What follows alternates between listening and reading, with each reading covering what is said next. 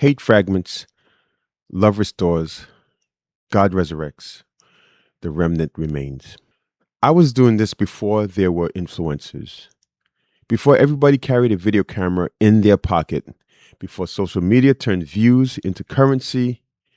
I picked up a camera because I loved videography.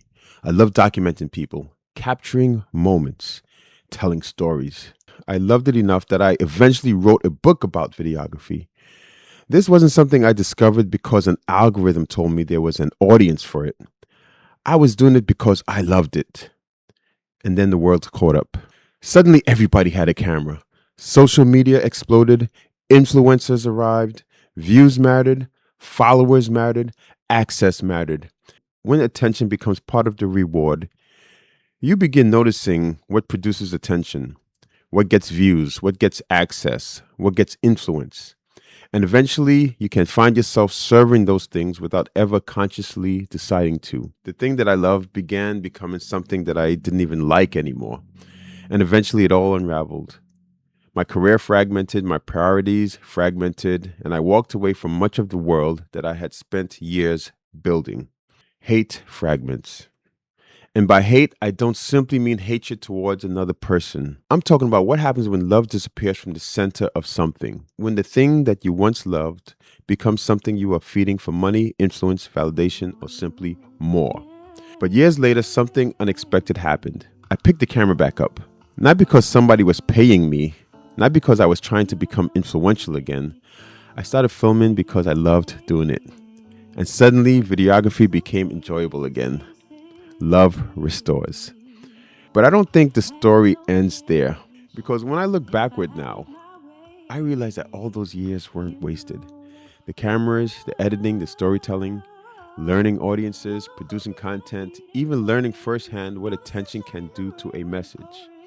I thought that career had died, but God didn't throw away that experience. He repurposed it. God resurrects. Not necessarily by giving you back the old thing exactly as it was. Sometimes resurrection means God takes something that unraveled, removes what was out of order, and restores its original purpose. Today, I'm using many of the same skills. I'm still filming, I'm still editing, I'm still telling stories.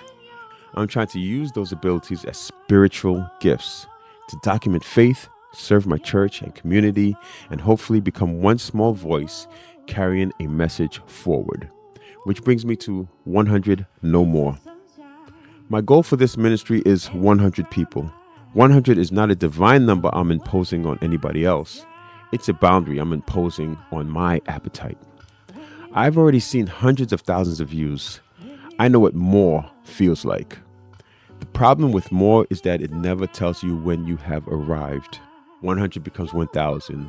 1,000 becomes 10,000. 100,000 becomes a million. And eventually the question can quietly change from what message am I supposed to share to what message will make the number grow.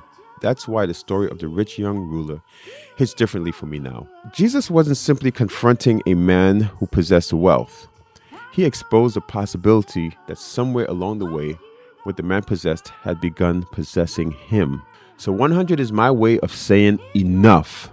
Maybe because the remnant isn't determined by how large something becomes. Maybe the remnant is determined by what remains faithful after everything unsustainable has been stripped away. That's what happened to videography in my life. The career unraveled, the pursuit of influence disappeared, but somehow, after all these years, the love remained. That's why this trilogy begins here. Hate fragments, love restores, God resurrects, and the remnant remains. Maybe becoming a remnant voice doesn't mean reaching everybody. Maybe it means faithfully using what God gave you to reach the people He actually placed within your reach. For me, I'm starting with 100. No more. Until next time, keep the faith.